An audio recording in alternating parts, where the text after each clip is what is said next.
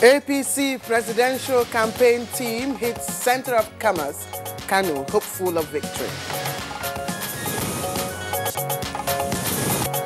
INEC releases candidates list for governorship and state houses of assembly elections.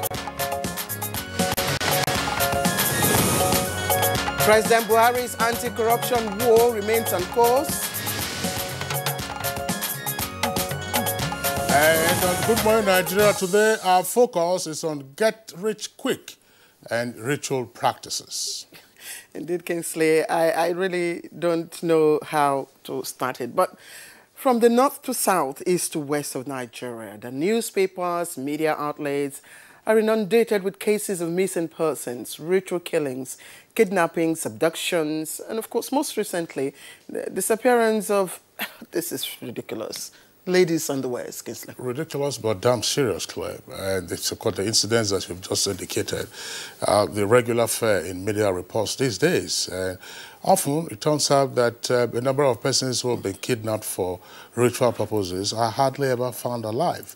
On the other hand, persons, of course, who have been kidnapped and used for rituals, whenever their bodies are discovered, there are several parts that are missing, and this will include the eyes and several other organs which have been harvested by the kidnappers and ritualists. Indeed, Kingsley, the get-rich-quick syndrome seems to be in the upsurge. And it is very worrisome that many Nigerians have turned themselves into bloodthirsty, I don't want to say it, but indeed, vampires. Well, of course, that's precisely what they are. And we saw what happened in Ikorodu until they were busted sometime last year, the so-called Badu boys. Who were going around in some of the remote parts of Ikorodu and getting their victims and smashing their heads, before proceeding to do whatever they needed to do with the bodies of the victims. Now, there are all kinds of theories surrounding the upsurge in kidnapping for rituals, as well as, of course, the other related activities that are going on. Some say it's because of the elections, and that some politicians believe that fetish practices could enable them to their opponents and thereby swing the votes for their own victory. All right, now people will say, Kingsley, is it a myth?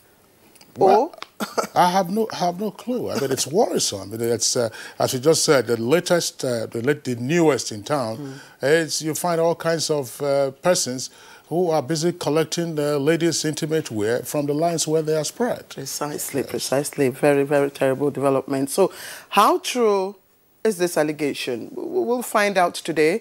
And of course, that's not all. What about religious leaders or prophets turned ritualists? And there have been so many of them. They are said to use or bury human parts in their places of worship to attract larger, well, we don't know, these are the allegations, attract larger congregation or even obtain power, to perform so-called miracles. Well, that's right. I mean, of course, human sacrifice was an ancient practice, but with the evolution of humanity, as well as an improvement, in rights jurisprudence, a number of societies have outlawed ritual killing, and so on and so forth. But there are still persons who are rooted in such ancient practices, such as we are discussing today, and we are certain that if you look at newspapers, radio and television on a regular basis, and the social media, there was a report of the young man, I'm not sure where exactly now, I mean somewhere in the south side, who opted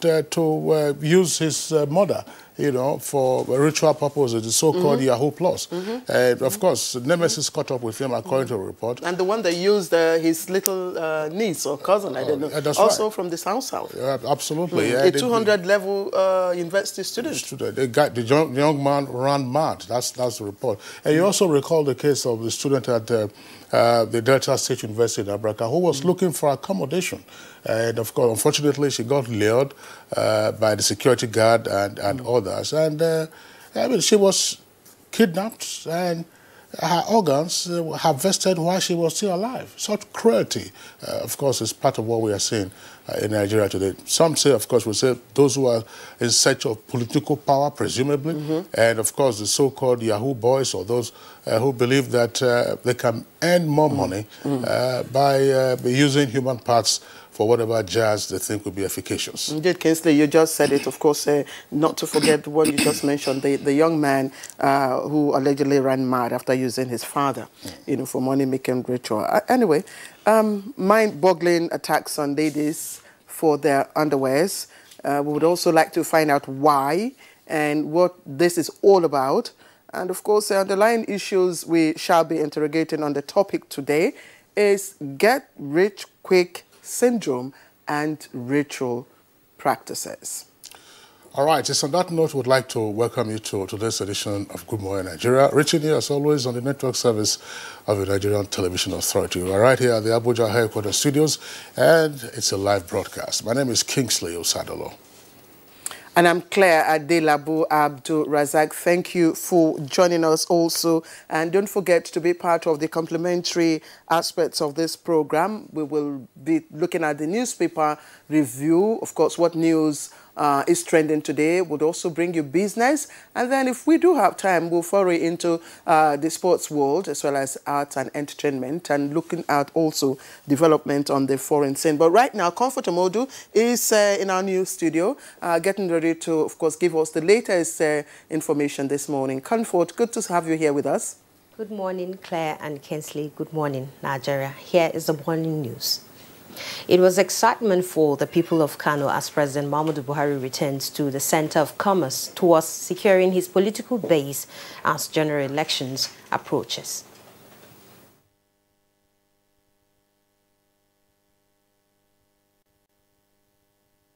God will choose leaders and representatives that will move this country forward.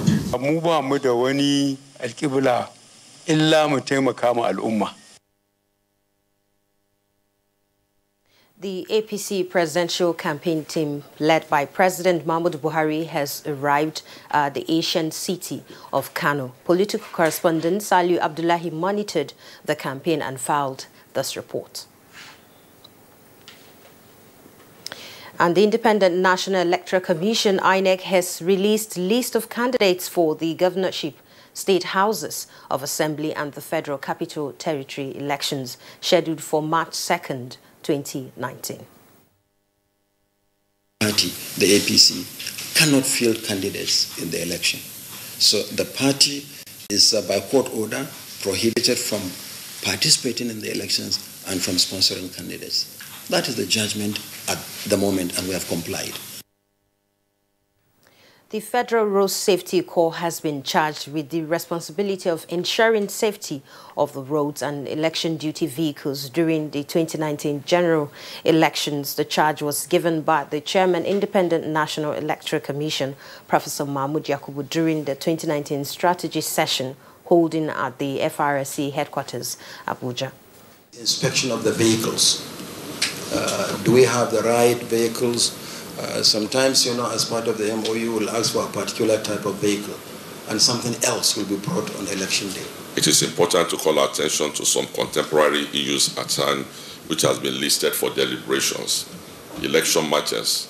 This is first of the national assignments that will be executed jointly with other security outfits and must be handled with all sense of responsibility such that it will impact positively to free and fair elections. Meanwhile, President Muhammadu Buhari has dismissed claims that his association with Governor Abdullahi Ganduje of Kano State has diminished his commitment to war against corruption. A statement by the presidency says there is difference between perception and reality. It cited a number of high-profile prosecution of senior government officials who are party members serving jail terms and also on administrative leave as an indication of will and determination of the administration in waging anti-corruption war without fear or favor, and also government's commitment to transparency and accountability. On the specific issue of Governor Ganduje, the statement noted that as a sitting governor, he enjoys immunity from prosecution in his own right. The statement adds that under Nigerian laws, a suspect is presumed innocent until proven guilty in a court of law. Edo State has joined the League of States that have adopted the National Homegrown School Feeding Program, with 9.3 million pupils being daily fed across 26 states. At the flag off in Benin City, capital of the state, Vice President Yemi Osinbajo says the impact of the program on the nation is multifaceted and that government is poised to take it to the next level.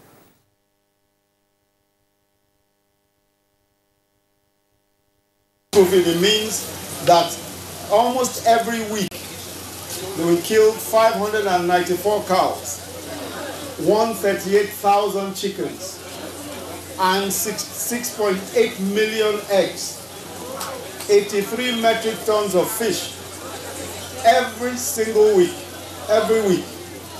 So everybody who is involved in the program, there is a major benefit for the country. The revolution that Edo Best has brought about in our basic education system is going to transform the future.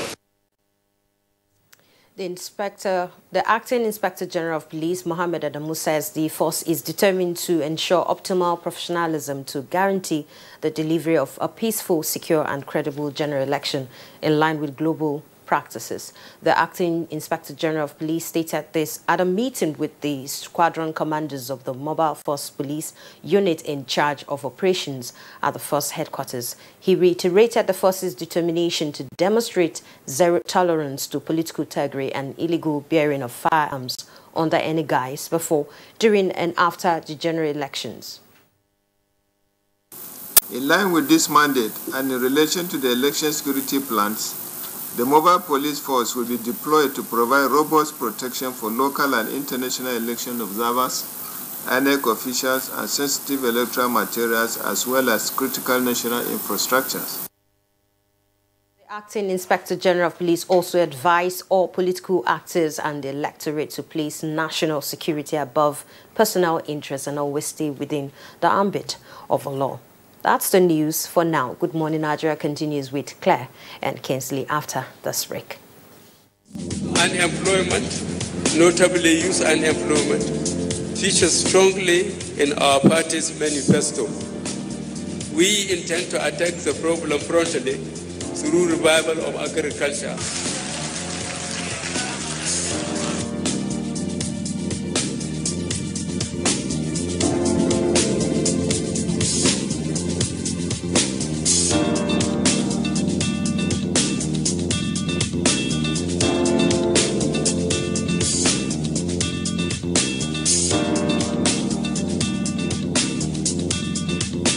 The 30K is going a long way.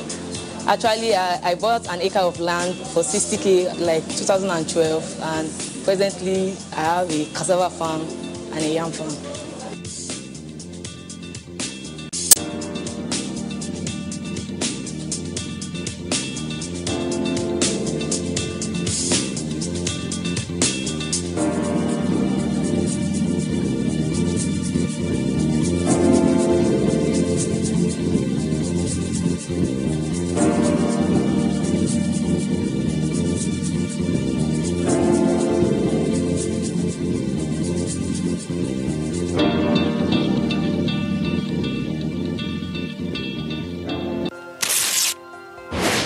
Bamidele Alabi Adegbite, Oba Oshao, concerning the construction of Jeba Eyen Quarry Road, which was abandoned for so many years that the road was not passable before. Almost 5 hours before getting to Jeba from Shao here, when the road was not constructed. But now, within 45 minutes, I can get to Jeba. My name is Alhaji Abdul Qadir Alabi Adibara, the Oba of Jeba. We people living here, we have to thank federal government for job down to repair the road, which made it easier for us to travel from Jeba to Ilorin and back.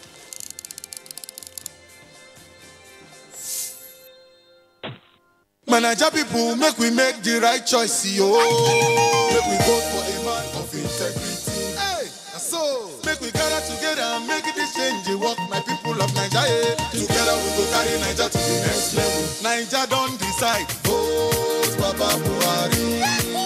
Baba Buhari, the man of integrity. Hey. Vote Baba Buhari. Man, we no corrupt, we no go chop our money. Hey. Agriculture, the next level. Fight corruption, the next level. Good roads, to the next level. Electricity, to the next level. Railway, the next level. Empower, the next level. Pay that money. For good health we go.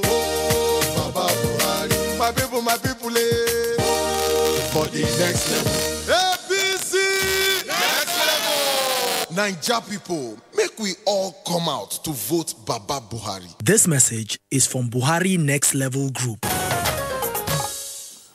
All right, you're welcome back, and now it's time for us to take some business news. With Nigeria's economy being projected to increase its growth trajectory in 2019, as Minister of Budget and National Planning Udo Udoma expresses optimism that recovery will be maintained on account of the implementation of the Economic and Growth Recovery Plan. Let's join our correspondent Joy Uzo for details of the stories. It's good to have you join us on Business News.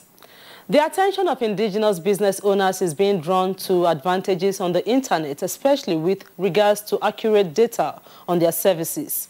Oil and gas experts encourage that the latest service data of these companies should be uploaded on the internet as part of efforts to showcase their services to the world. This was in Abuja at an event to support small-scale indigenous oil and gas companies to grow.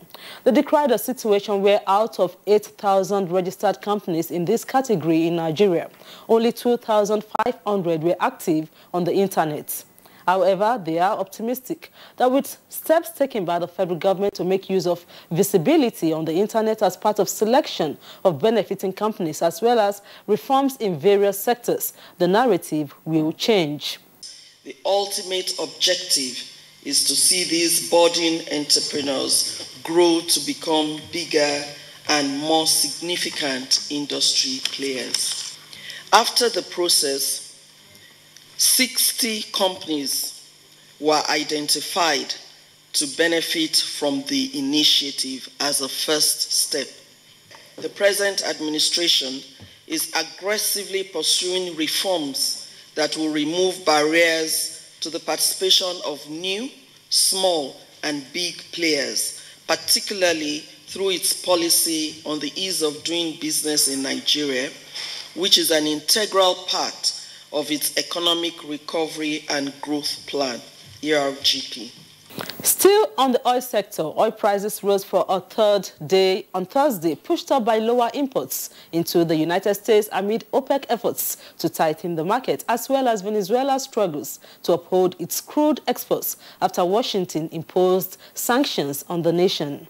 U.S. West Texas Intermediate crude futures were at $54.47 per barrel, up 24 cents or 0.4% from their last settlement. International Brent crude oil futures were up 36 cents or 0.6% at $62.01 per barrel. Next is a quick check on how the equities market fared on the last trading day of January.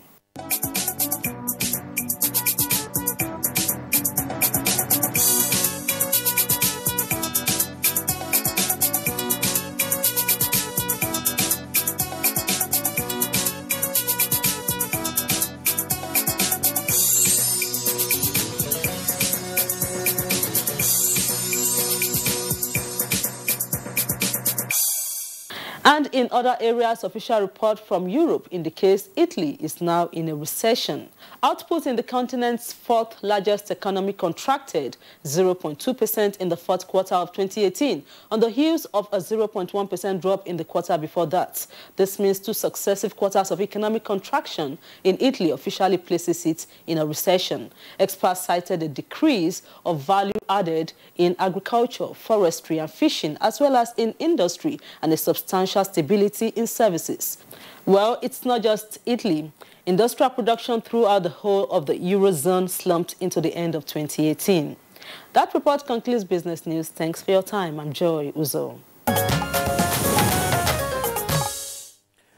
All right, that was Business Package from Joy Uzo. Joy, thank you. Let's move on now, and we have newspaper review coming up right now.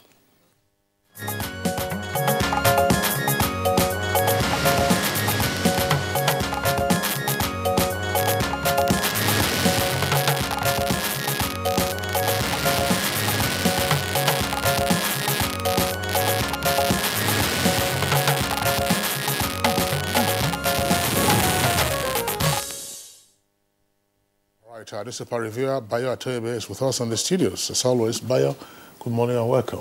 Thank you, Councillor. Good morning. Good morning, Claire. Good morning, Nigeria. Good to have you with us. Thank you.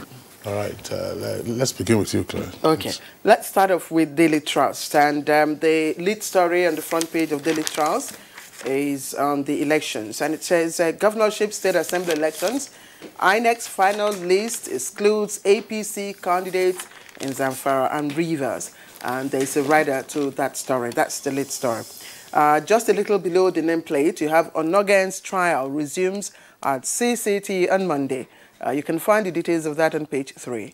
Now, federal government to support local oil and gas service firms. Details of that on page 17.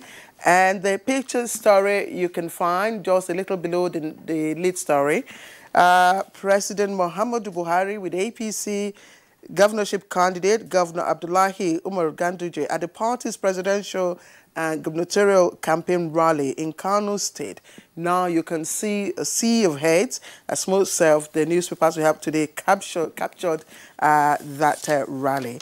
There are other stories trending at the bottom of the paper. We'll get to that presently. For now. Okay, all right, this day newspaper is what I have.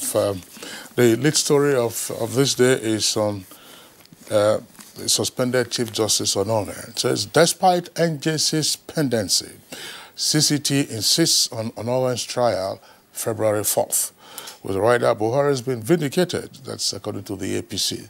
Above that, it's another headline, Obasanjo vows to do everything to save Nigeria's democracy, page 10. And above the nameplate, it says, Nigeria now on growth trajectory, says Jimovia. And federal government targets $2 billion annual forex earnings from new aviation initiative. The details of that story can be found on page 8. Now, further down, you have another headline we are taking from there. INEC maintains APC has no candidates in Rivers and Zamfara. And Kashamu makes final list. That will be for the governorship in Ogun State. Bayo? Just to add to the Onogen's issue, yes. The Daily Sun has another caption which says Onogen opens up on foreign accounts. But it also has another rider, just so you can also take it up. Okay, right. Well, let's start with the publication of the list by Independent National Electoral Commission. It is for the governorship, State House of Assembly, and the FCT elections meant for March 2nd.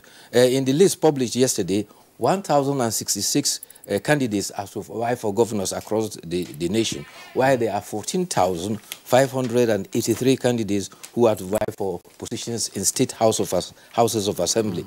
There are 105 candidates vying for chairmanship in the FCT and 701 for councillors. Candidates for APC and Rivers States, for APC for Rivers and Zamfara State were omitted. The INEC National Commissioner and Chairman for Information and Voter Education, Festus Okoye, has clarified the argument. He says, following the conflicting judgment on Zamfara court, all APC candidates, INEC has maintained its original position. That is to say, the APC in Zamfara did not conduct primaries as required by Section 87 of the Electoral Act. Therefore, that's why the candidates are omitted. He said, for Rivers State, INEC is upholding the ruling of the Federal High Court, Port Harcourt, which nullified the direct and indirect primaries of the All Progressive Congress has not been in accordance with the law. However, the All Progressive Congress has said that it will leave no stone unturned to ensure that it fields candidates in the election for Zamfara and Rivers State.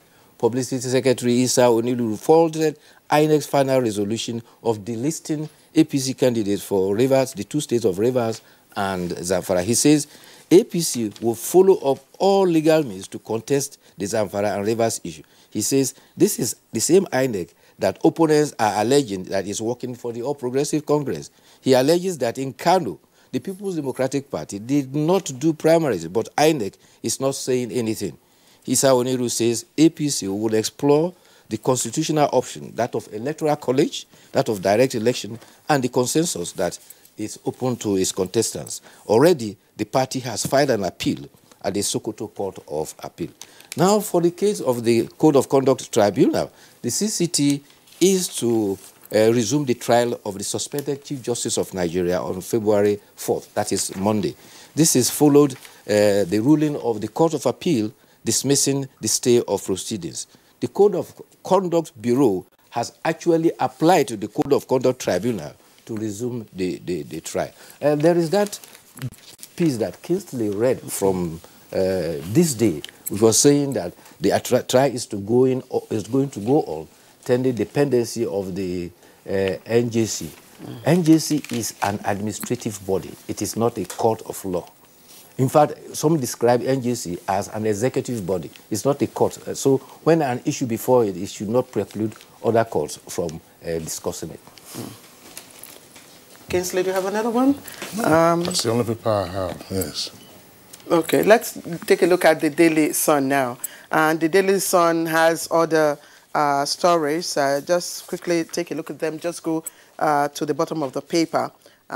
Says it's a story on Soyinka rejecting Buhari and Atiku as Obasanjo says democracy must be rescued.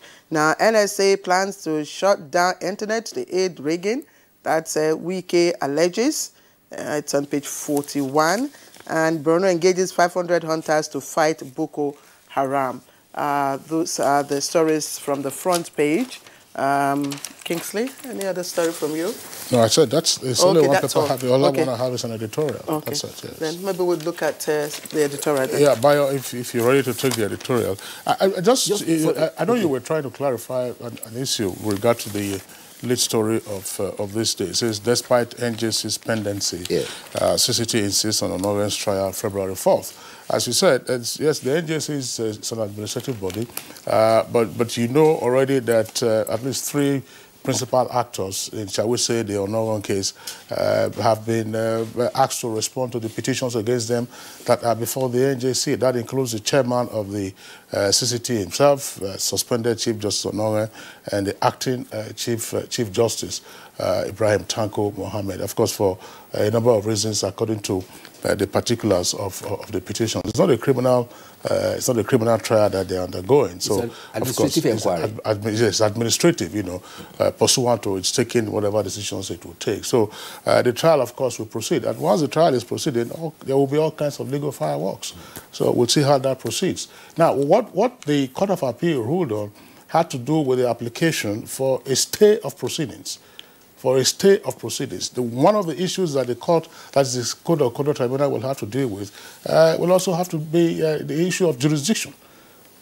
Jurisdiction. It will say, okay, fine, if you assume jurisdiction in this matter, we have jurisdiction, nothing else, let's proceed with it, and then they'll proceed with the trial. So you have the particulars. So all the issues that we'll be reading in the papers, all of those ones, of course, will now be tabled before the CCT. In evidence, of course, you will call your various witnesses, unless, of course, the defendant admits that, fine, everything all the charges against me, yes, I plead guilty to them, and then you probably will just have a summary judgment. I agree with you. I think when, at the end of the day, when the tempers are down, after all the heat, everybody will now wait the outcome from both the NJC and the proceedings from the court. Meanwhile, there's this human interest story. A 35-year-old man has been arrested for allegedly stealing the undies of ladies. The underwears were found in his bag. 2 were said to belong to his brother's wife, while 3 belonged to his sister. He was arrested along with another alleged to be an accomplice. He was said to be a pastor. When the brother's wife discovered her missing underwears, he reported to the police, and the police arrested the suspected brother-in-law.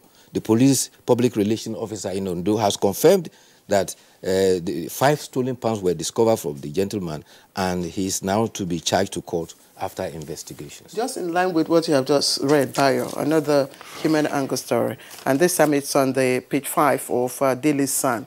Man stabs mother to death in Nasarawa, and the police says that there's been they've confirmed the incident, but said that they are yet to find out why, the young man, stabbed his mother. And still on that same page, 2 pastors on the run for a sodomy minor infected with HIV. And that's, of course, in Lekki area of Lagos State. Now, this story is coming from the police. But another one still on that page 11 of that period is on a resurrected Ethiopian man who finally dies. Let me read out a bit of that. It says, an Ethiopian man who woke up in his coffin during his burial 2 months ago has died. Now, the story continues, and the man said he was suffocating, he was unable to speak out, and then when he finally called, is there anybody around us, from his coffin, he said he had visions where he was unconscious and in a beautiful place.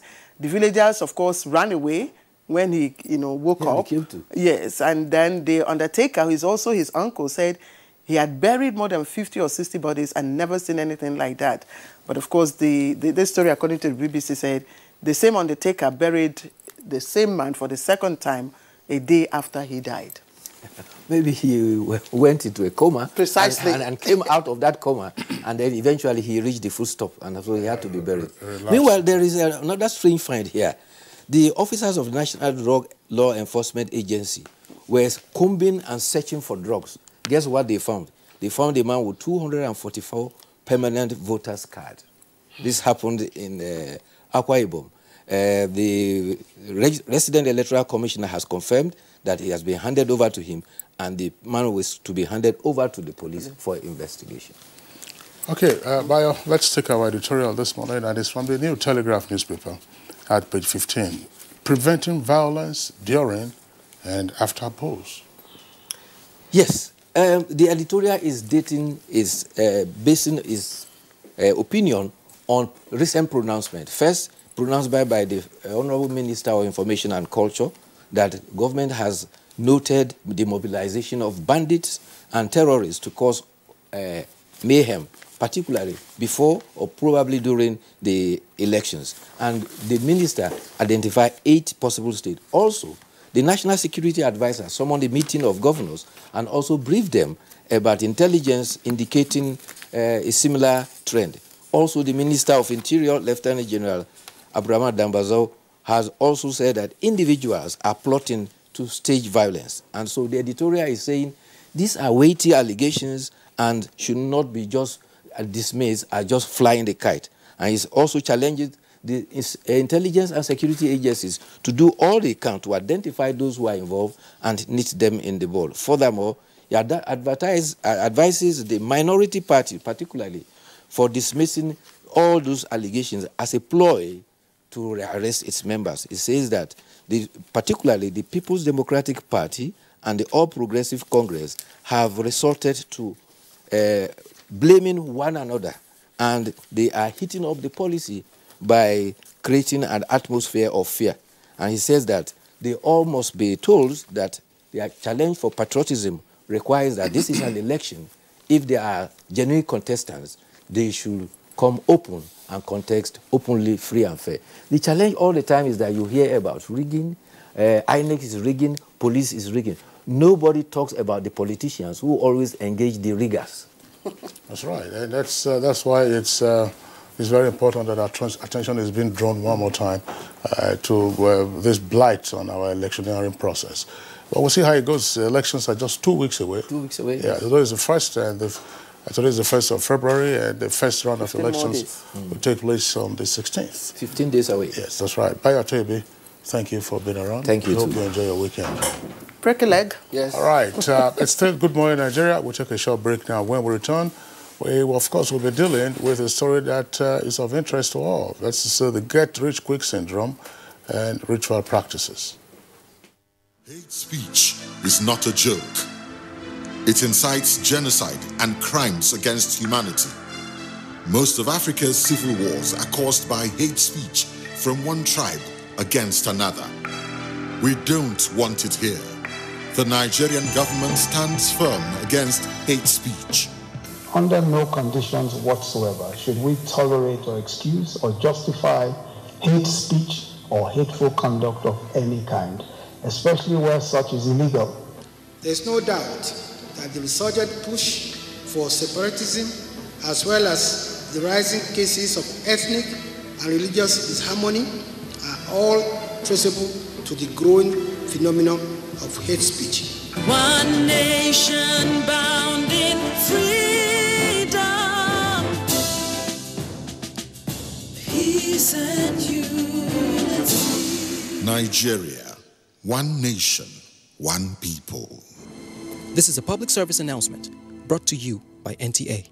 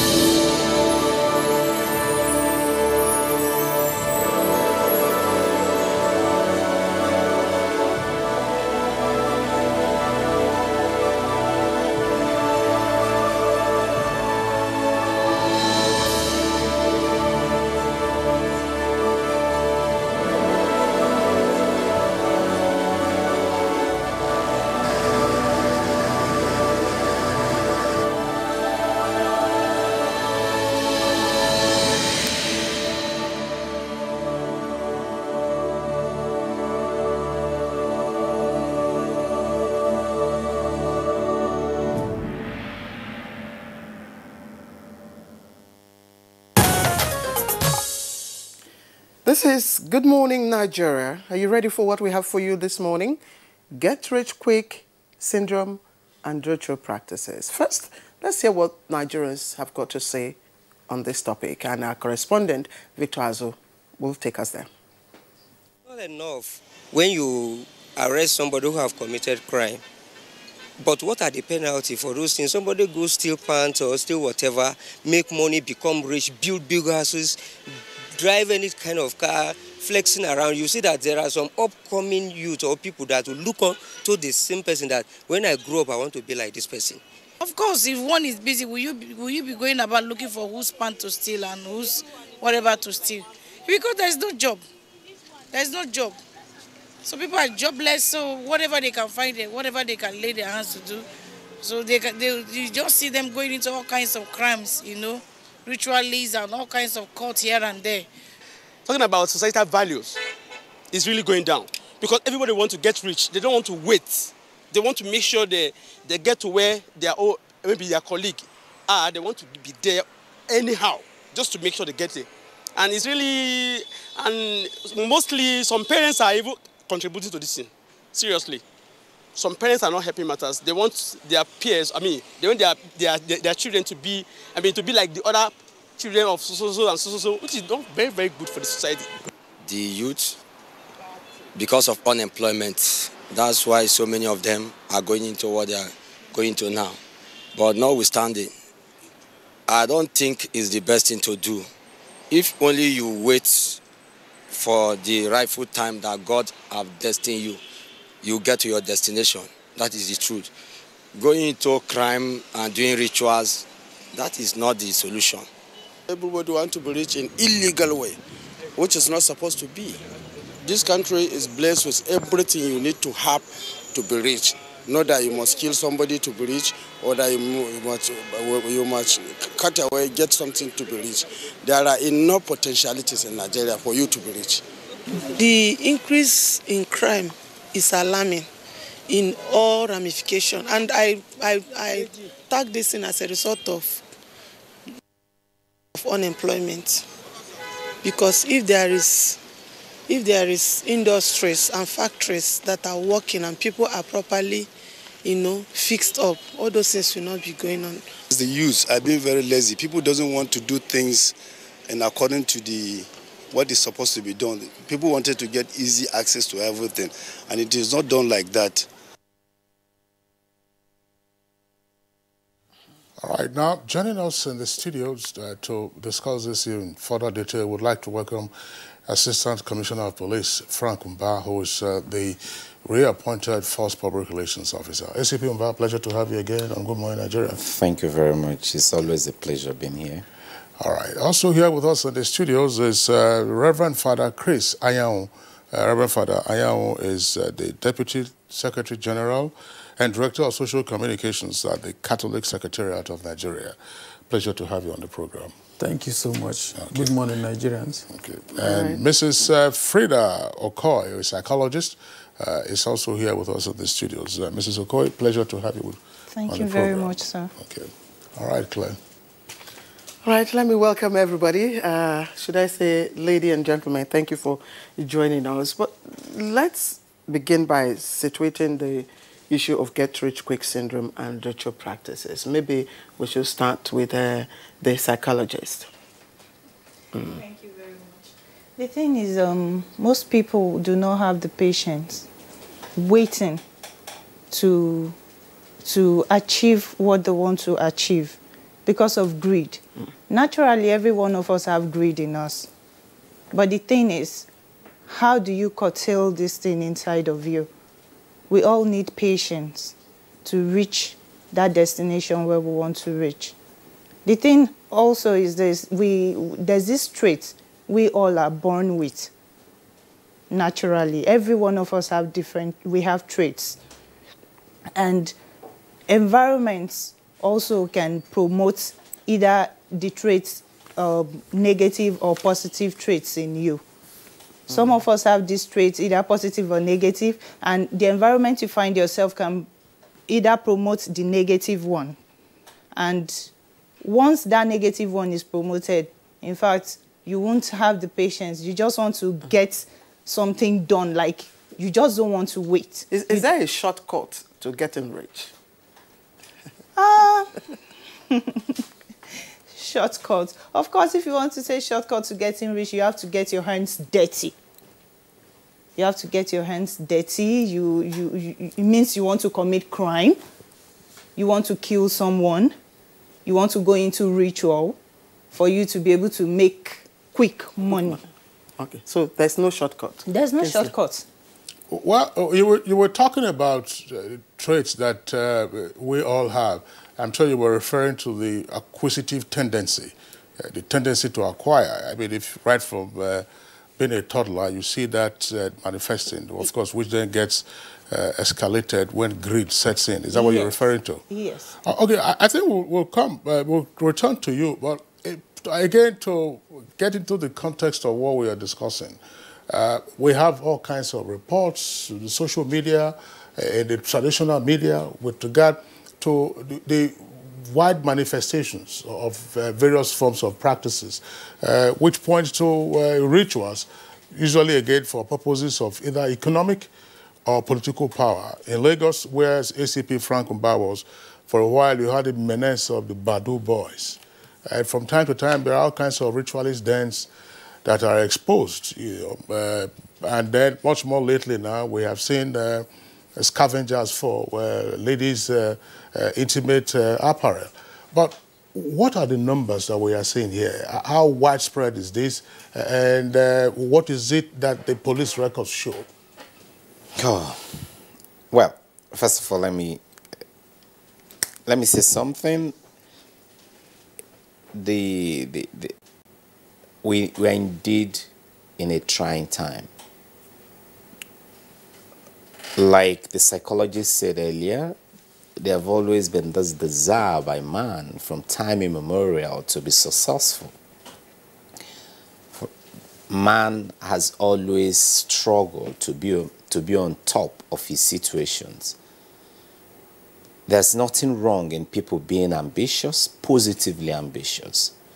But it becomes a problem when it becomes greed. Get rich quick, for me, becomes a situation where someone wants to become not just rich, but extremely rich, with minimal effort, minimal or no effort at all, minimal skills, at a very short time. You see someone who has no skill, he has not put in any energy, no work ethic, not ready to even wait for time, no gestation period for wealth creation. And then the person just wants to become a multi-millionaire or even a billionaire within a twinkle of an eye. That's where this problem begins to manifest themselves. It's always been there, but I think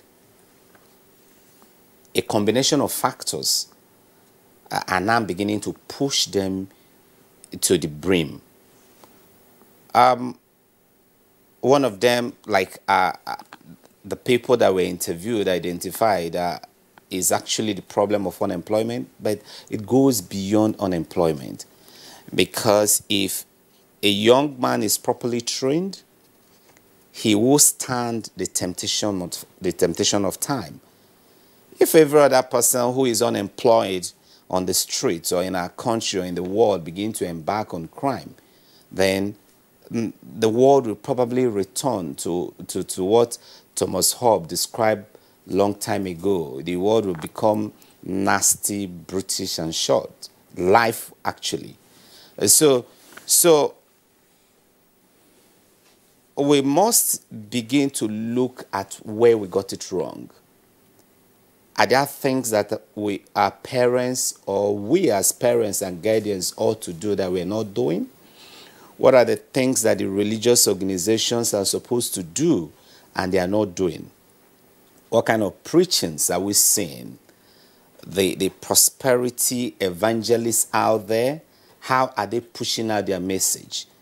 Moving away from the salvation message to the impacting of morals and beginning to talk. You watch some TV programs, some evangelists or some preachers, day in, day out, week in, week out, from month to month, everything they teach is how to make money.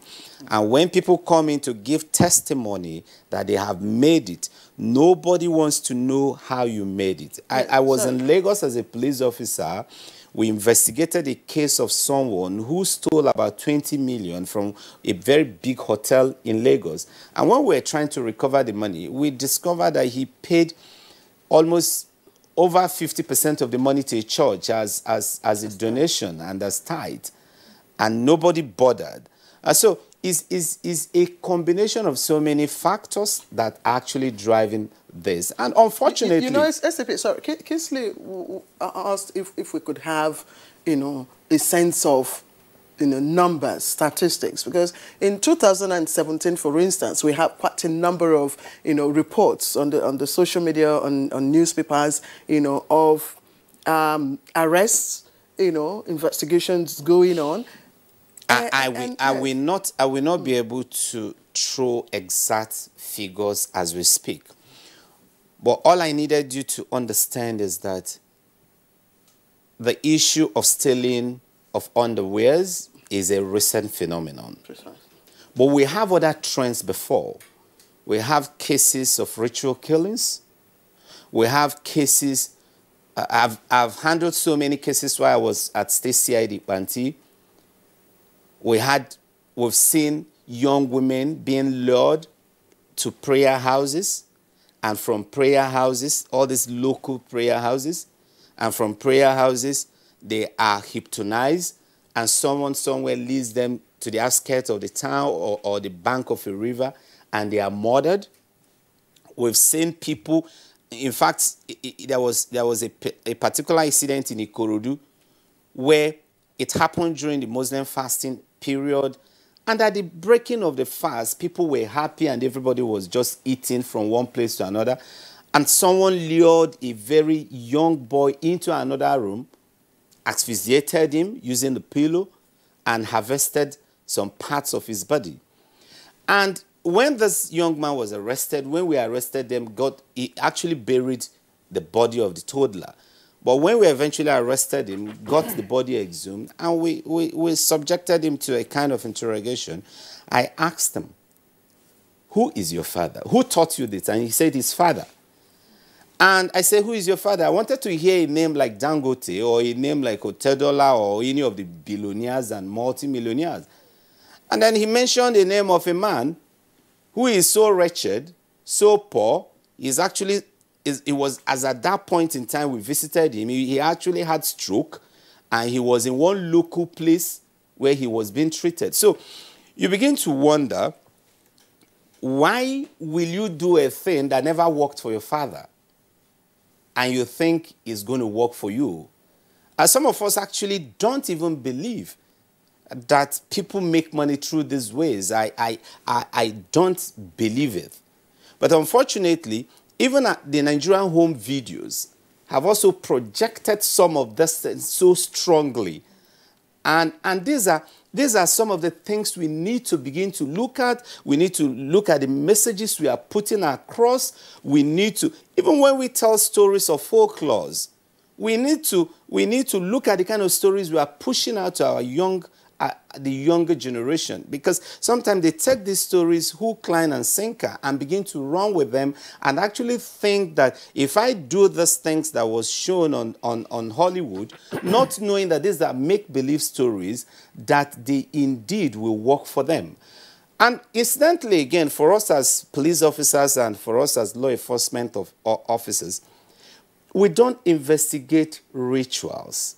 We don't investigate fetish things, because look at who we are, law enforcement officers. We don't enforce divinity. We don't deal with morals per se, except when there's a convergence between morality and law. We don't deal with fetishness. Anything that is not empirically verifiable, we cannot and will not go into that.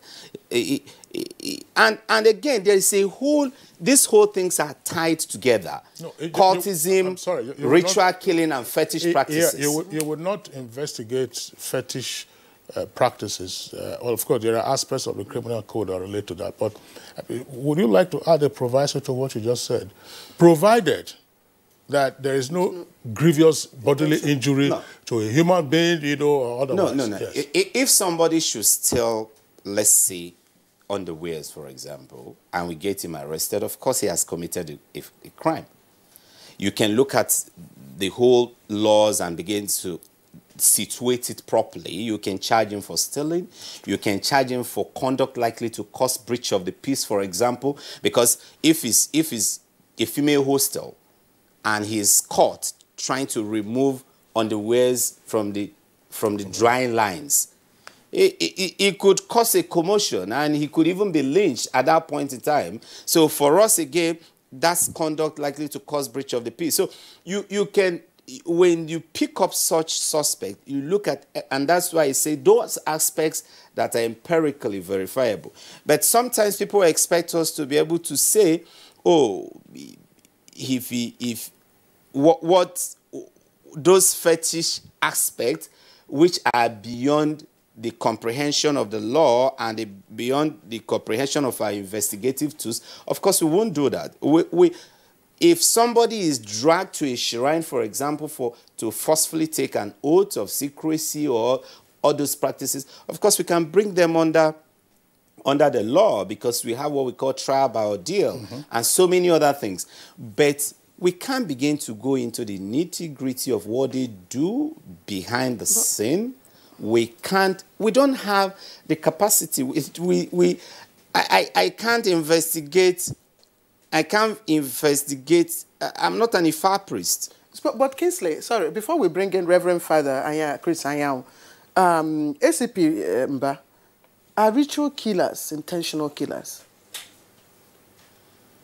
Of course, if somebody ritually or commits murder in the course of his or her ritual practices, that's a straight criminal offense. Okay. You can't I mean, you just establish the fact that what are the motives. I mean, there is a convergence of the act and the intention to kill. He has killed, and he killed for an unlawful purpose, and he's not authorized to kill. He will be brought before the law. He will be charged for murder. Clearly, straightforward. The point I'm making is we can't go beyond those things that are visible to the law and to normal human being. Let's pause here for a while. Reverend Father Chris Ayaw, I'm wondering, let's look at it again from, since he brought in the other, metaphysical aspect. Can anyone really make money by killing somebody else? Yeah, first and foremost, I want to share the sentiment of the officer. Talking about the ritual thing,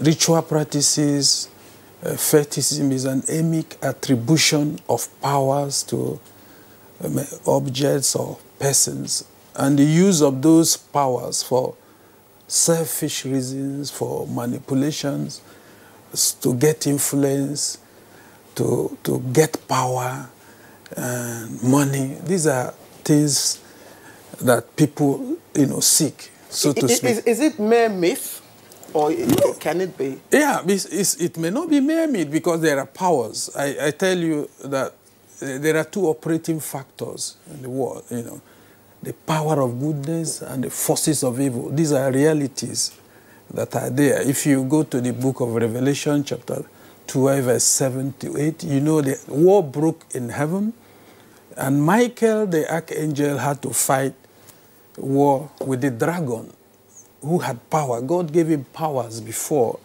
but he wanted to become like God, so he was brought down to heaven. And why God didn't take those powers from him, I don't know. But the point is that he's using those powers, and he has angels, so to speak, those who are submissive to him. And they are using these powers for evil purposes, for rituals, and they have people. And so, but there is the other power of goodness. For those of us who are Christians, who believe in truth, who believe in love, those powers, those who submit themselves to God himself, use their own good powers for good purposes. But, darkness and light can have nothing in common.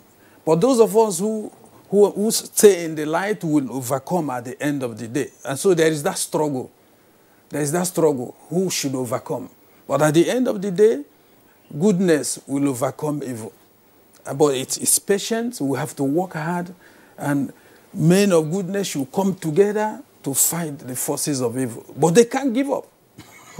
That is the point here. Well, that's part of what the Holy Book also refers to as a battle against forces, powers, and principalities, the so-called elementals. But look, in terms of the mind of the people, my question is going to Frida Okoye now. What does an apparent epidemic of fetish practices, of stories, frequent stories, of rituals and ritual killings do to the mind of the individual? And now we have seen scavengers again of ladies' apparel. Well, first I would say some of these ritualists, they even enjoy killing.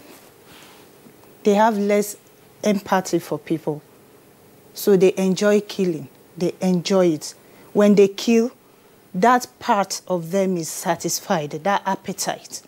Some of them just want to kill. That was why initially I told you that some of these people have negative inherent traits in them. And so when they have the opportunity to to do those things that will satisfy their appetites, like the negative things they do, they are happy doing it. They are happy doing it. Some of them also, they are suffering from mental illness.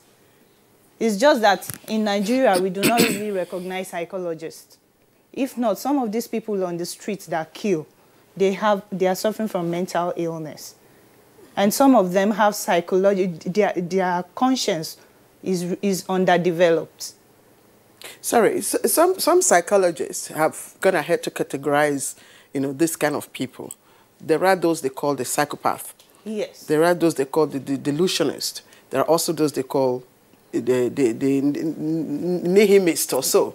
So is there a way to recognize when these, attributes or when these qualities are inherent, are working in the minds of an individual?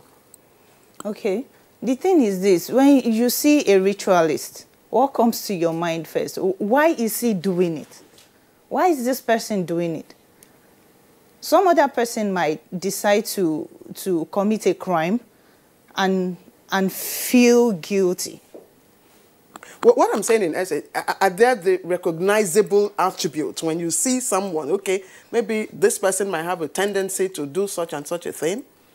It is only when you have a one-on-one talk with them before you might not really be able to recognize the particular thing that is wrong with that person, except we use some clinical approach in psychology to diagnose that person. It is only when you talk to the person, you ask the person some questions, it is based on what the person also tells you. The background, how the person grew up, the environment the person found himself, because sometimes environment too influence them. And it is environment too that could also make that person to have turned out to be who that person is, to have become a killer. And you cannot just see a person and just know that, oh, this one is suffering from this kind of mental illness, this person is maybe has fallen into depression, that's why, or this person is suffering from schizophrenia, that's why the person is killing. You can't just see the person and you tell. You have to have... Mr. Sokoy, what you're describing would just be, the general run of criminal activities. We're here talking about persons who consciously proceed with the intention of committing crimes and then, of course, get into ritual practices for an end. In this case, to get rich quick, usually for their clients.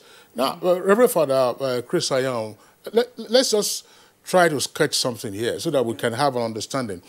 Regrettably, we are unable to get a herbalist with us in the studios to explain this. One of the to get a herbalist. Yes. I mean, the herbalist, we tried. I mean, they of course, the impression they gave was, look, you put me out of business. If I did this. Let's explain. One of the most gory stories that occurred last year had to do with the confession of what happened. That a victim was kidnapped, and the organs harvested, and part of the organs included the heart. And after the heart was taken out, the herbalist said they should put it in a mortar, and the heart was pounded, and then given to the client to eat. So that he can assume powers. What is going on, Reverend Father? Yeah, I just told you about the angels of evil and the forces of goodness. They are real. They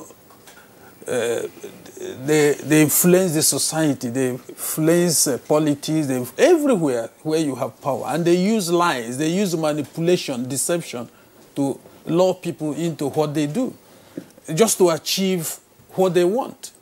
Like power, wealth, these are what they have in mind to do. And it's very unfortunate that, don't forget also our society, traditional religion, so to speak, is part and parcel of us. And even within the church, some pastors, we have also heard stories where they bury something in the ground. And the craze for miracles People want solutions to their problem.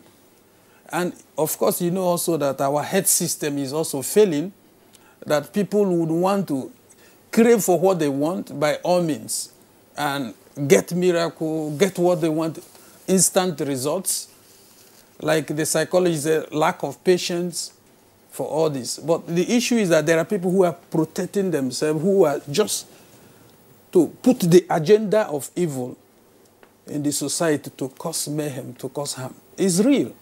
Yeah, when you say it's real, the ACP Frank Umba, of course, did say that the police would not investigate divination, for instance. But we do know, I mean, from ancient times, divination, has always been part of human existence.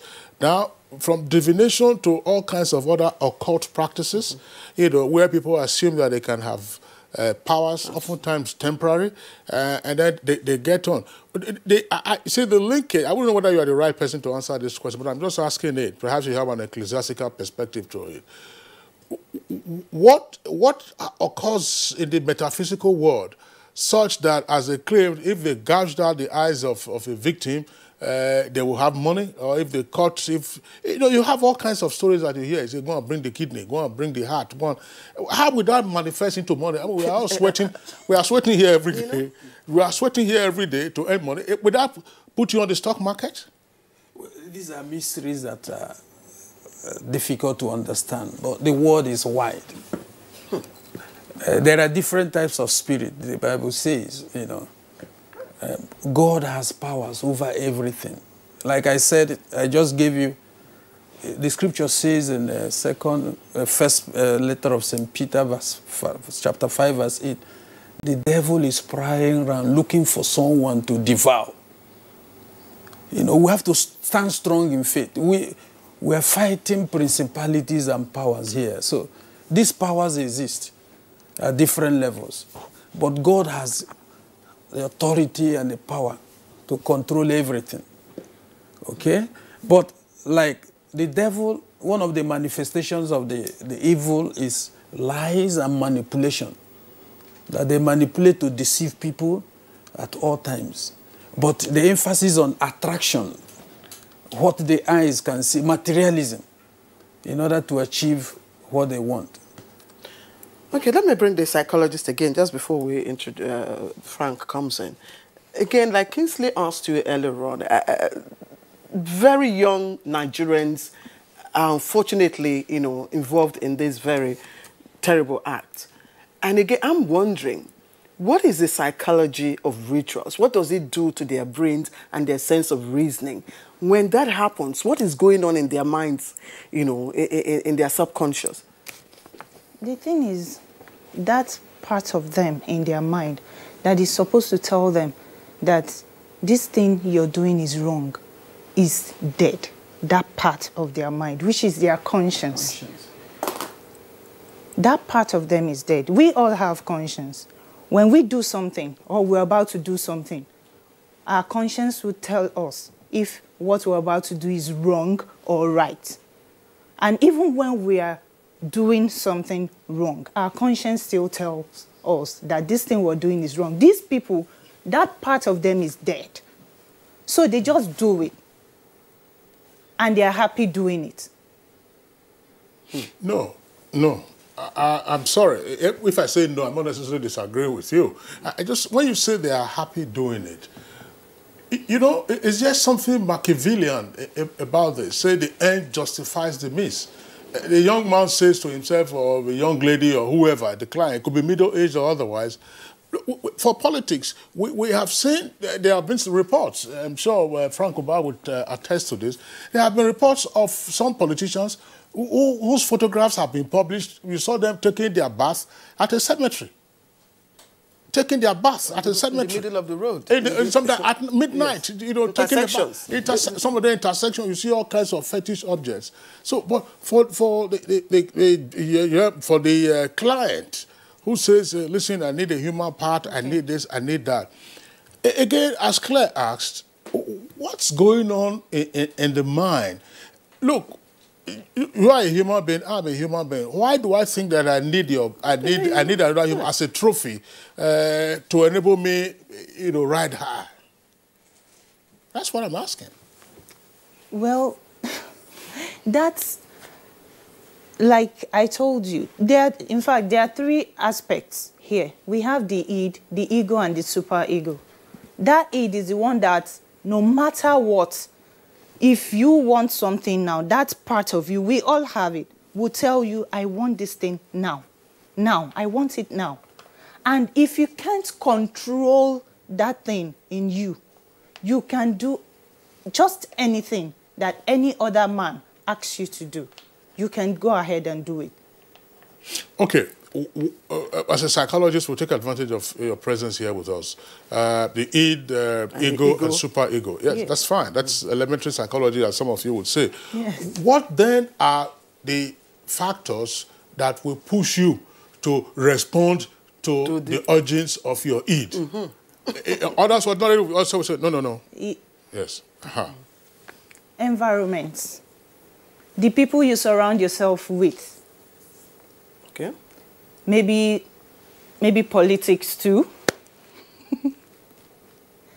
When you say environment, how do you mean? Environment, in the sense that the kind of people around that... Peers? Yes, peers too as well, your friends. Maybe like just the money, getting this money quick too as well. You see some of your friends riding in big cars, building mansions. They have everything. And you're there struggling. Maybe you've been doing this thing, taking it calmly, like, I want to do it the right way. And then it gets to a point that, this right way is taking forever. I don't want to wait anymore. In one of our respondents in the Vox Pop that we did, our correspondent conducted, mentioned parents. And I'm wondering, how do parents, come in here? How do they get the blame? Yes. Let's say as children, while we were growing up, if you grow up in an abusive environment or in an environment where, let me say, crime or killing, violence, and the child is there, over time, the child thinks, oh, maybe this is just the normal way of life. Maybe this is the normal way to get things done. You grow up in an abusive environment where maybe you see your dad and mom fighting. Your dad beats your mom too as well. Or you see people, you see someone just carry a gun. You shoot another person. Or even the TV at home. The kind of TV programs that our children watch. All right. We would like to appreciate you. We're told you have... of course, busy schedule. Mrs. Freda Okoye, a psychologist, would like to thank you. We'll be right back again, of course, to continue. We'd like to hear again the spoken word, what the spoken word also do, maybe from the father or the mother or from friends and associates, what they do to the child. That's when we come back after the break. Stay with us.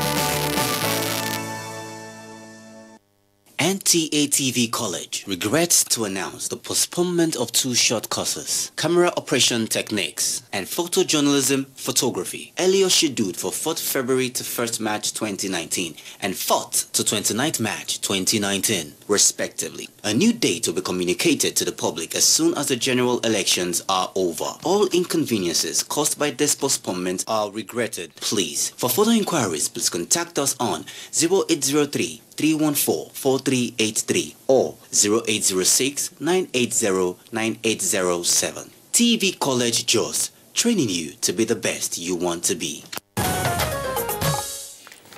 All right, you're welcome back, and it's still Good Morning Nigeria. We are being joined now by another guest. It's Dr. Musa Olaofe. Is the chief imam of the Ansaruddin Mosque in Wuse here in Abuja. Dr. Olaofe, pleasure to have you on the program.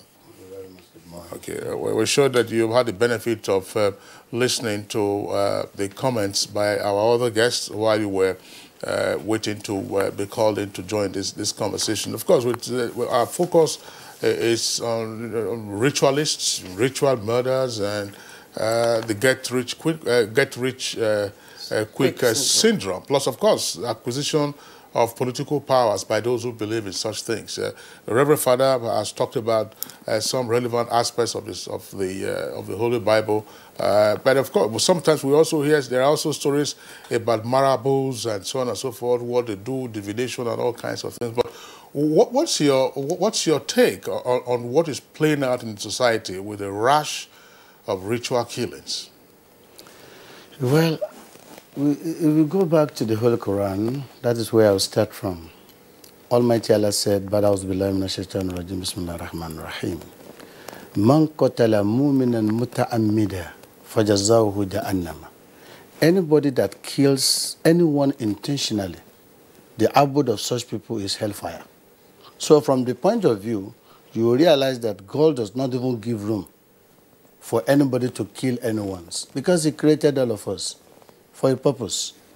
And you cannot say because you want quick money, you want to get rich, you want to use what others are using, you want to be known in the society, you want people to see that luxury life so that they can hail you and appreciate you, and at the end of the day, you are nothing. Because we are getting what you don't work for, you are benefiting from what you don't even labor for. Some people are trying to get themselves settled. You work for so many years, travel from one place to another. Even people travel from abroad back to Nigeria to come and do something, then you kill them. What do you want to achieve in all these things? Because as far as religious, what I know, even our own daily life, what we understand is that live the way you should live and wait for the time God has appointed for you to return back to Him. There is no need for you to kill anybody. Even involving in rituals and some other things, at the end of the day, if all the ritualists have the power to remain forever, they should have done it. But it's more or less, let me just find something to eat and let others eat. Then with that, you introduce people into business that can never last. You introduce people into business that can never appreciate you, even including your family. Even including the incoming generation from your own family, they can never praise you. Because they say, you are married from that place. Do you know the history of their forefathers? Do you know the history of their great-grandfathers? From that, you have already destroyed yourself.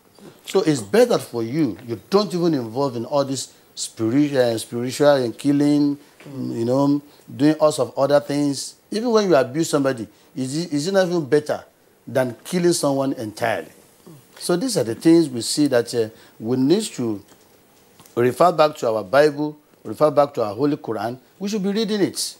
Let me ask you, Dr. Olaofe, the psychologist who just left here talked about absence of conscience in those who carry out these acts.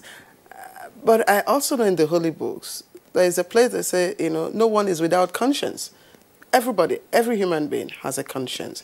At what stage or what happens to the consciousness or the conscience of people who do this? You see, if you go back to Stratonus, when Allah says, the evil they do, is already in their minds. and they are ready to do it. That's why they always carry it out, and they will not go unpunished. Now, for anybody to start thinking of that, your conscience is supposed to talk to you. What am I doing? Am I doing the rightful thing? Do I supposed to even do what I'm doing? Because some, they forget about this conscience we are talking about. Number one, they don't have the fear of God. They don't have the fear of anybody.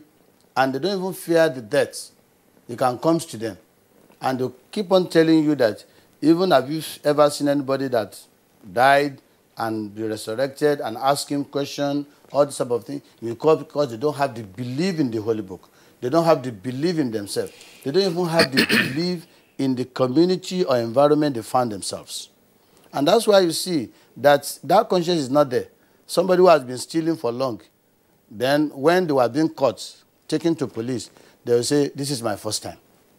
Reverend Chris Ayao, this does not just happen. You know, it evolves. I mean, the eroding of the conscience. What are those conscience suppressors? First and foremost, formation of conscience begins with the family. The family plays a very important role. When parents, do not even care the books their children read, the kind of television they watch, the kind of programs that attracts them and all that. And it goes a step further. Education in the school, religious and moral instructions that should be part and parcel of schools. The teachers that teach, how are they, helping the student to grow? These are how somebody forms his conscience or her conscience. And then in the church, religion also plays a role. The homilies that the person hears and the training that he receives in the church, in the mosque, these are how you form your conscience. And you develop the fear of God. You develop the basic values of love, good relationship with people, not being violent. This is how. But unfortunately, some of these areas are going down. All right, Father Chris, thank you very much. ACP Frankumba, let's bring you in again. You'll be quiet for a while. Again, looking at the law enforcement perspective, there will be a wide, variety of issues that you'll be dealing with. Those who are doing this know that there's some profit in it. I mean, it is not the herbalist, for instance, who will go to look for the victim. I don't know. They will have their own foot soldiers. You have the clients, and of course they pay money, and so on and so forth. What is the value chain of what we're looking at? Okay, before I come to that, it's not value chain. I don't know whether value is not the right word, but for want of a better expression, let's say value chain. Yes. Before I take that question, let me equally add to the discussion that the Reverend Father was pushing. The suppressors of conscience, like she put it, beyond what he has discussed, parental influences, home training, the entire gamut of the socialization processes, the church, the mosque, the schools, and all that. Another key factor that suppresses the conscience of our youths is actually drug abuse. We have also discovered in the course of our work that sometimes, even though they've already thought about the crime, they've already conceived them, they've already schemed out and charted out their plots, for them to actually carry them out, they need Dutch courage. They need to be under the influence of something that could help them do exactly what they have actually planned to do. It's actually a continuous line, though. So they take drugs, they take alcohol, mix them with all kind of things. So whether it's codeine, whether it's tramadol, whether it's a bit of marijuana and all kinds of drugs. So when they are in that state, they can shoot, they can stab, they can carry out whatever they want to do. Sometimes when you get them arrested and they are in sober mode, you see them beginning to express regrets. Of course, there are those, because they have carried out these crimes a very long time, you won't see any form of regret. Hardened. They've already become hardened. They become part and parcel of them. They become bloodthirsty. These are different sets of people. This set of people actually don't need any external factor. They don't need drug. They don't need anything to put them in that situation. So drug abuse, substance abuse, is actually a strong conscious suppressor. Having said that, let me try to answer his question. Again, in all this, there is a business angle to it, starting from the herbalist, in quotes. And I try not to use the word herbalist also, because there are indeed very genuine herbalists out there who are not given to fetish things. They've been trained. They know the leaves to get. You got ulcer, you got any kind of problem. They just go into the forest and get these natural leaves, natural roots, and tell you how to use them. They are like our local pharmacists, so to say.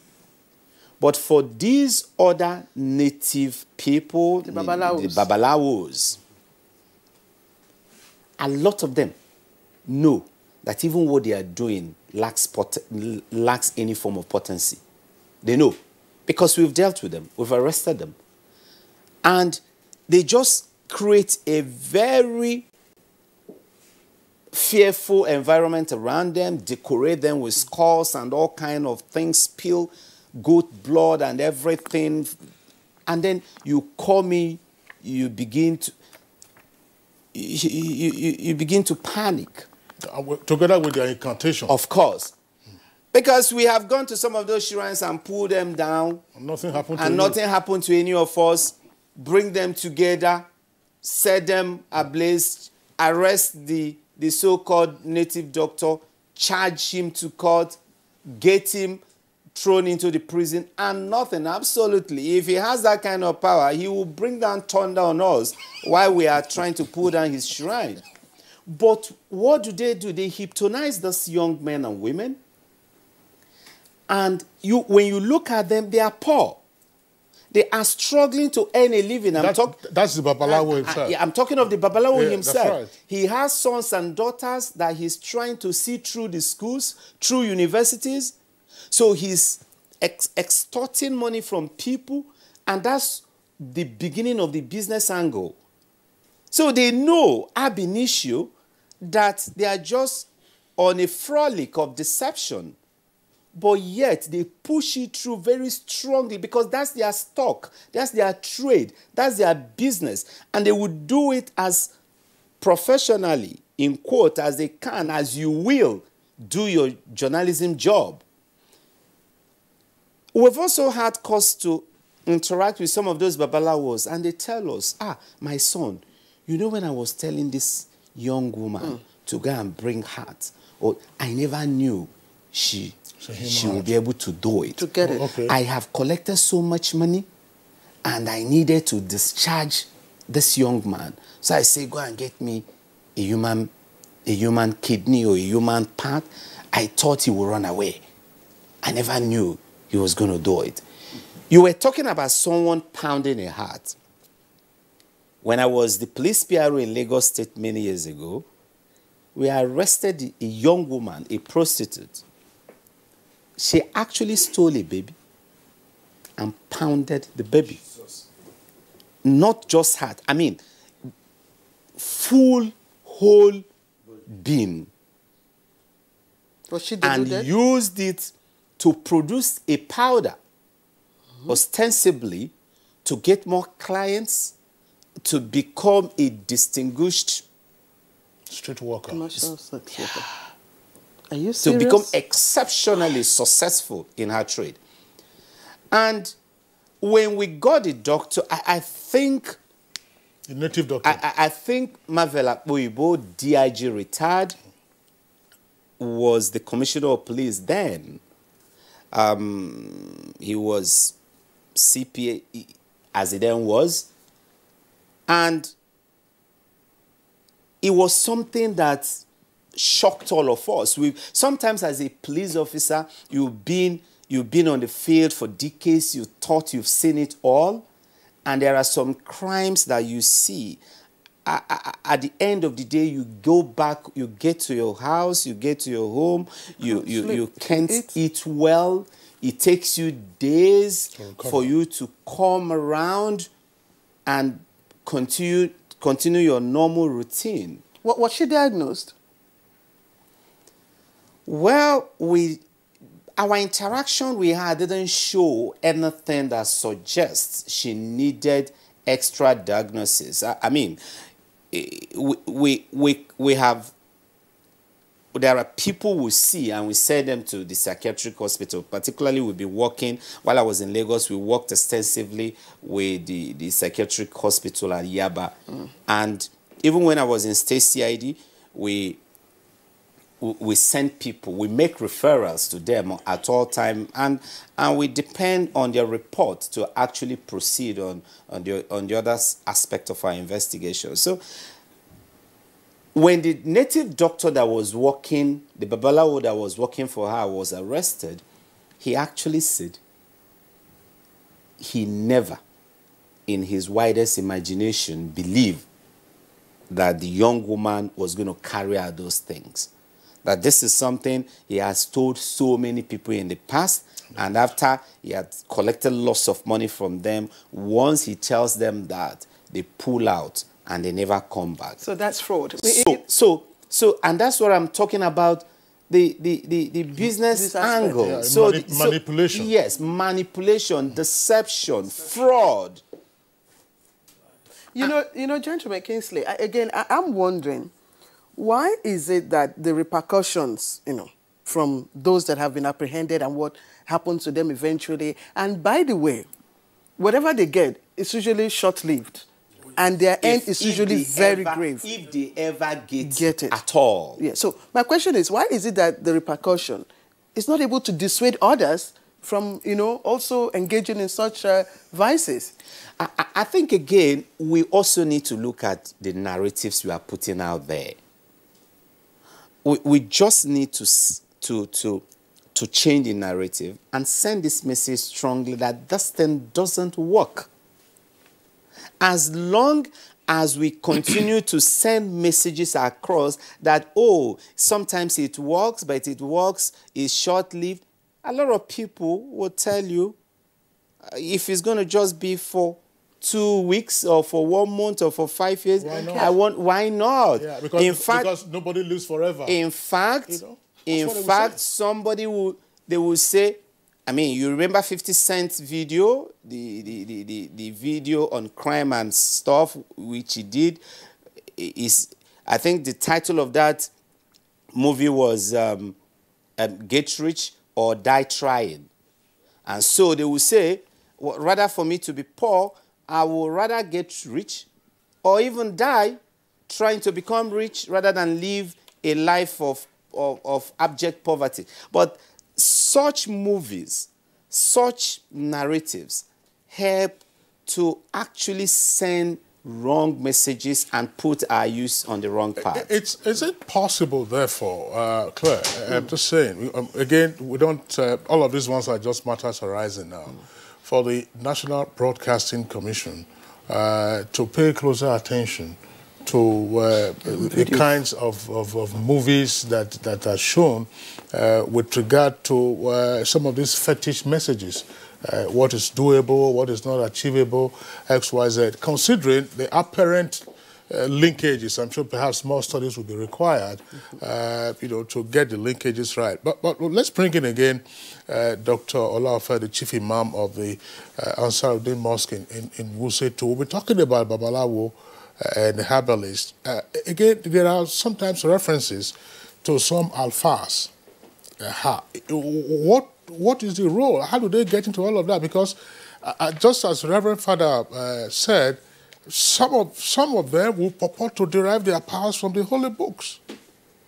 See, if you look at the holy book, there is nowhere in the holy book that will tell you do things that can destroy anybody.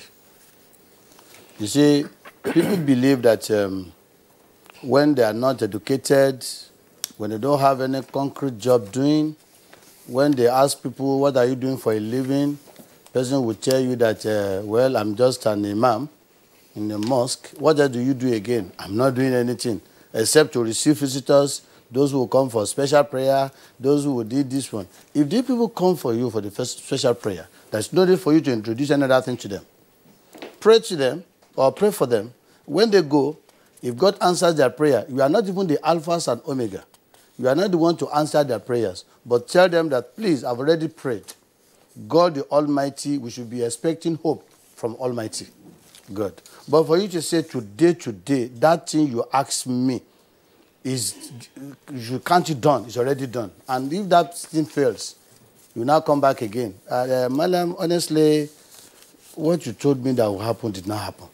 You know, you just said something about special prayer. And I'm wondering, what makes a prayer special and different from other prayers? No, that is so that is the language people prefer. Are you getting it now? They say prayer is prayer. Even when you wake up in your home and pray within yourself, it's prayer. But when they say special prayer, at times it's just like inviting others, come and see what I'm doing, exaggeration, there just to catch the attentions of the people that this man is doing a very big thing. What is so special in anything special?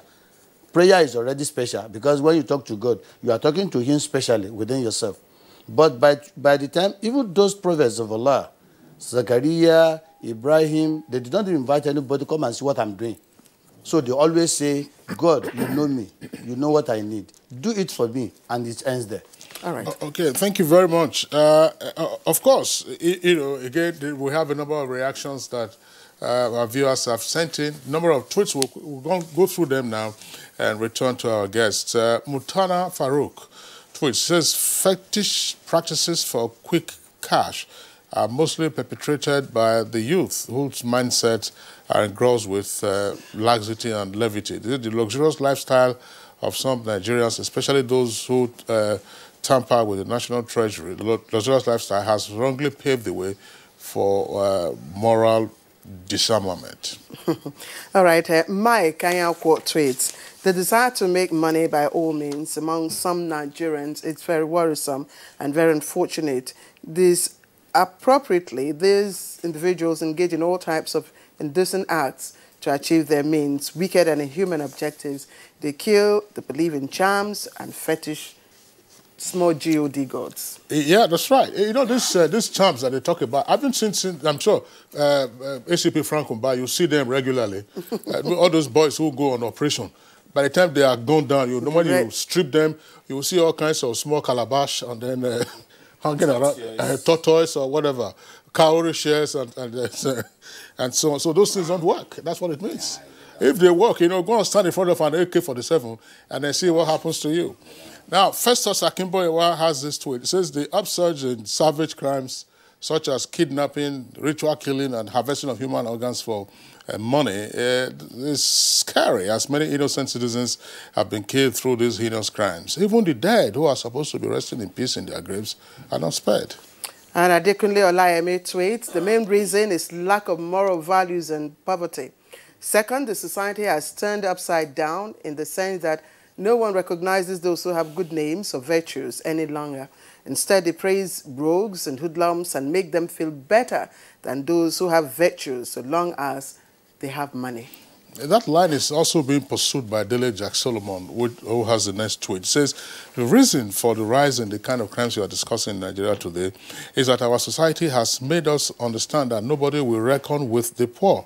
This has made families to put a great value on the culture of success, regardless of what you do or engage in to become successful, while our religious institutions are preaching prosperity without recourse to credibility and hard work. Even the entertainment spheres do not help matters. The songs and movies we hear and watch are promoting materialism and also stressing the need to become rich and wealthy at all cost. We must change. All right, and this one is coming from Mutana Farouk. The cultural fabric of our tradition has been threatened with moral decadence because of the ungodly love for materialism. We live in a society where people who are patriotically and morally upright are molested and relegated, while ill-gotten wealth is celebrated with titles. When the fear of poverty has dominated the fear of God in the minds of people, then it wouldn't be surprised to experience the cacodemonic practice in the minds of the people. This scourge could be perhaps ameliorated when the churches, mosques, society begin to reject those guys' offers. Ibrahim Tudo says the cause of recent upsurge in such crimes is well known. Now, the crimes are mostly allegedly associated with some politicians and happens during election periods. Now, the unholy alliance of poverty, politics, and unemployment is always volatile. And Ishaq Imam tweets moral decadence, joblessness, insecurity, if not urgently dealt with, could spell doom for the future corporate existence of our dear nation. Mike Ayako again, it says the consequences of get rich quick are unpalatable. It has debased the norms and values, and some women don't wear or spread their undies for fear of them getting into the hands of those ritualists. So we demand serious reprimand for any offender in this regard. So lest we forget, recognition given to rich individuals in our society is an impetus that helps to spur some others to engage in all kinds of illegalities to acquire wealth. Right, and more tweets coming. Festus Akimboyewa, this is your tweet. Emphasis must be placed on hard work, and the idea that only the rich and wealthy people matter must be discouraged. Now, government, family, religious organizations, traditional rulers, and schools must work together to curb the menace of this heinous crime. Ibrahim Modu Aji tweets, it says youth employment is a major approach to tackle this menace of ungodly practices. A special unit for fetish practices or kidnapping for ritual killings and other similar cases should be established in the Nigerian police force to confront the menace adequately. Of course, Dele Jack Solomon, of course, has an advice there. But let me quickly take Cecilia Okoroma. And her tweet reads, people die for lack of knowledge. A youth that thinks a ritualist can enrich him or her should tell the ritualist to enrich himself first. That's right. That's the point. That's right. Well, how come they are living in such penury as we have heard? DISA 234. Sorry, just before I take this, you know, part of the manipulation that you get to hear, I'm sure, again, the ACP Frank Oba on your beat, you would have come across them. Some of the Babalawos would argue that this is the power that God gave to them. It's small G, not capital G. That it is not for them to be rich, it's for them to help other people. That's part of the manipulation that comes across. Yes, it's obviously part of it. Okay. But you ask them question, why did they still collect money from you? Why did they still charge for services? Yes. Why did they say, and these days they ask for real money? Some of them even asked these young boys to pay them in dollars. Yes. So I wonder when the small GOD started accepting dollars instead of cowries, and the small GODs now know euro and no pounds and no all kind of foreign currencies. And so you begin to wonder. But again, I like what the feedback. Yeah, that last two, that one from Cecilia. Let's continue. DISA 234, that's the handle. So we have problems in Nigeria. Corruption and Pentecostalism have destroyed morals and have been catalysts for the ritual killings, stealing of underwear, etc. that we now see. All right, Ibrahim Tudu, these are now suggestions of how we can, curb this. Ibrahim Tudu says, let us keep an eye on and monitor Yahoo boys, Babalawos, ritualists, wonder banks, and some places of worship. All the crimes have linkages to these areas or institutions. Joseph says, neither the government nor the parents question their words and how they get money, but rather celebrate them. The government should take this seriously. And this tweet case is quite coming from a very funny. He said, Ike, monkey no fine. That's in bracket now. He says, time to focus attention on the witch doctors that aid and orchestrate these acts. Nabbing and prosecuting them will curb the menace. And Cecilia Koroma again says, our people lack knowledge and desperately need education. Our youths must be told that hard work pays and that hard work is life. And finally, this Claire, one, yes. Claire, there's not, let me say, hard work pays and hard work is life. Very, very. That's very, nothing. that's just it. Yeah, hard work. Absolutely. There's no shortcut to life. If you're looking for a shortcut, to success, that is a shortcut to end one's life. Yeah. Absolutely. Right, let me take the last tweet now. And this one is particularly directed to the ACP here. He says, Dede says, can they ask Mba, what is the police doing to plant harvesters and the medicine men performing the ritual? Has any been caught and investigated? Actually, we want to begin to look at the plant harvesters. And I'm wondering, what is it in a female's intimate apparel that is not the attraction, for these boys? I don't know. But you'll come to answer your question, but let me start again with the, men of God. Reverend Father Chris Ayang. It's difficult to understand, but it still has to do with the manipulation and deception we're talking about. Even some of these diviners or Babalawas are repackaging. Repackaging in the sense that they are taking the church environment, because of maybe if they are lacking patronage, when they repackage, people will still come back to them. It also has to do with craze for miracles. People want quick answers to problems. It still boils down to the same deception we're talking about. That's right. So that's the point. I mean, if I said that's right, I'm just asking you to pursue the line of argument. They are repackaging. So when one line of deception is no longer efficacious, yes, then they tend to rewire. Dr. Laofe, what's your take on that? Well, you see, when people test you, most especially from where I come from, you even see the signboard because they don't fear that this is the Baba that can cure you, that can, whatever problems you are having, no any problem. You realize that when you get there, the first thing you will ask, one of our scholars, Sheikh Muhyiddin Bello, used to say one thing. If you go to somebody and that person say, okay, say something, why can't you abuse the father, the mother, the grandfather, say it, and say that person should just repeat what you have just said. If you cannot be able to explain what you said silently, then leave that person and don't even bother to go there. Go and pray to God to answer your prayer. Now, they've already make it a kind of a business, whereby when they come, they say a lot of things. Not only that, they say, we have done it for one commissioner, we have done it for one president of America, president of England. They will mention all sorts of names just to attract you to know that, yes, this man is very hot indeed. And I believe he will surely do it for me. For example, now, go ahead, please. The issue of having children. Some people tell you that you know one man, if you go there, within 1 month you will get it. Is that man going to have an affair with your wife? Why can't you talk to God to answer you? If you cannot do that, they've collected money from different people. At the end of the day, child will not come. Okay, I like for the spiritual man, Kingsley, I'm sorry, to give us this last, before we bring in Mba, spiritual insight, because you've got spiritual insight. Maybe you need to explain again so that the viewer can know that there is really no connection between whatever comes out of a woman in the pan and money making, because I don't understand it.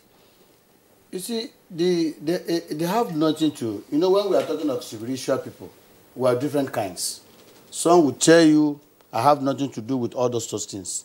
Let me pray for you, you go. Why some will tell you, our forefathers has been doing this. Let me go and check the account, that book. Then they'll start telling people all sorts of stories. So the best thing, when people comes to you, please, for the sake of Almighty God, and to protect that religion, people knows you with. Don't introduce them into another thing that will never bring any value.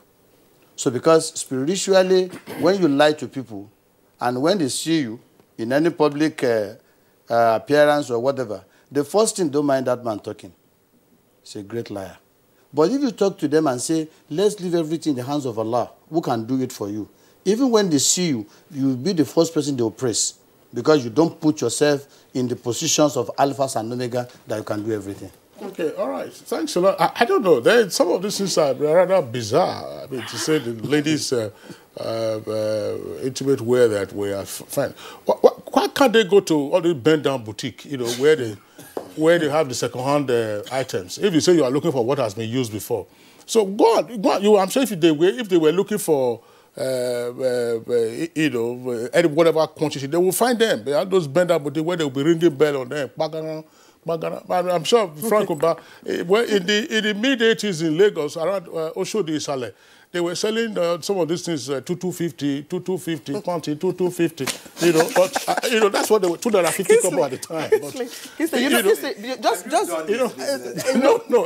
I'm a journalist. I used to see them. Kiste, you know, just I think some days ago, yes, when this matter came up, you said something that was very vital.